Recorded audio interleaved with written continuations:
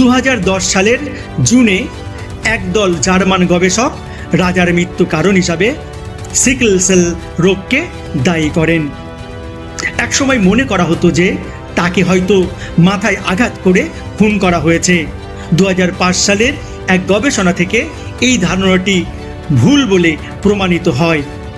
পরবর্তীতে গবেষকরা CT scan image পরীক্ষা করে সিদ্ধান্তে পৌঁছান যে তুতানখামুনের বাবা মা ছিলেন আপন ভাই বোন। বাবা মায়ের কাছ থেকে পাওয়া কোনো জেনেটিক ত্রুটিতেও তার শারীরিক দুর্বলতার জন্য দায়ী করা হয়ে থাকে। এছাড়াও বিভিন্ন সময়ে বিভিন্ন রোগকে তুতানখামুনের মৃত্যুর জন্য দায়ী করা হয়।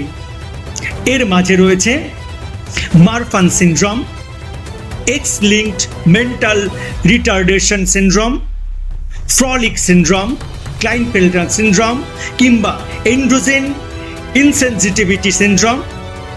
এই ধরনের বিভিন্ন রোগের সম্ভাবনা করা হয়েছে, কিন্তু আজও এই তুতানখামুনের মৃত্যু মানুষের কাছে রহস্যই থেকে গেছে।